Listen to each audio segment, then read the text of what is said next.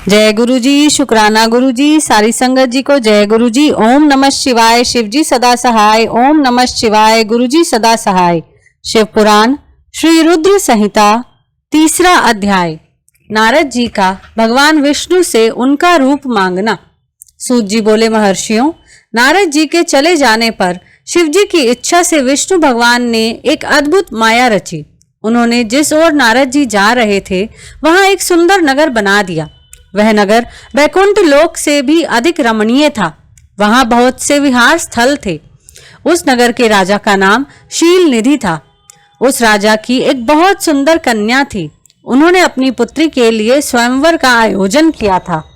उनकी कन्या का वरण करने के लिए उत्सुक बहुत से राजकुमार पधारे थे। वहां बहुत चहल पहल थी। इस नगर की शोभा देखते ही नारद जी का मन मोहित हो गया। जब राजा शील निधि ने नारद जी को आते देखा तो उन्हें सादर प्रणाम करके स्वर्ण सिंहासन पर बैठाकर उनकी पूजा की। फिर अपनी देव सुंदरी कन्या को बुलाया, जिसने महर्षि के चरणों में प्रणाम किया। नारद जी से उसका परिचय कराते हुए शील निधि ने निवेदन किया, महर्षि, यह मेरी पुत्री श्रीमती है।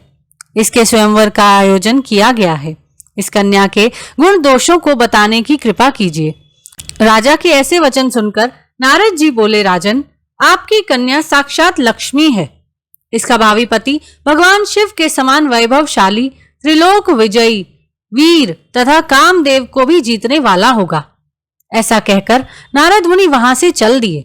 शिव की माया के कारण वे काम के वशीभूत हो सोचने लगे कि राजकुमारी को कैसे प्राप्त करूं। स्वयंवर में आए सुंदर एवं वैभवशाली राजाओं को छोड़कर भला यह मेरा वरण कैसे करेगी। वे सोचने लगे कि नारियों को सौंदर्य बहुत प्रिय होता है। सौंदर्य को देखकर ही श्रीमती मेरा वरण कर सकती है। ऐसा विचार कर नारद जी फिर विष्णु लोक में जा पहुंचे और उन्हें राजा शील निधि की कन्या के स्वयंवर के बारे में बताया तथा उस कन्या के साथ विवाह करने की इच्छा व्यक्त की। उन्होंने भगवान विष्णु से प्रार्थना की कि वे अपना रूप उन्हें प्रदान करें ताकि श्रीमती उन्हें ही वरे। सूत जी कहते हैं, महर्षियों, नारद मुनि की ऐसी बात सुनकर भगवान मधुसूदन हंस पड़े और भगवान शंकर के प्रभाव का अनुभव करके उन्होंने इस प्रकार उत्तर दिया। भगवान विष्णु बोले, हे नारद, वहां आप अवश्य जाइए। मैं आपका हित उसी प्रकार करूंगा जिस प्रकार पीड़ित व्यक्ति का श्रेष्ठ वैद्य करता है, क्योंकि तुम मुझे विशेष प्रिय हो। ऐसा कहकर भगवान विष्णु ने नारद मुनि को वानर का मुख तथा शेष अंगों को अपना मनोहर रूप प्रदान कर दिया। तब नारद जी अत्यंत प्रसन्न होते हुए अपने को परम सुंदर समझकर शीघ्र ही स्वयंवर में आ गए और उस राज्य सभा में जा बैठे। उस सभा में रुद्रगण ब्राह्मण के रूप में बैठे हुए थे। नारद जी का वानर रूप केवल कन्या और रुद्रगणों को ही दिखाई दे रहा था।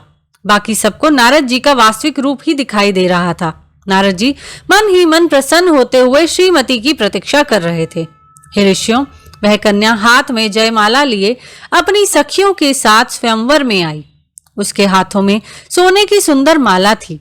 वह शुभ लक्षणा राजकुमारी लक्ष्मी के समान अपूर्व शोभा पा रही थी।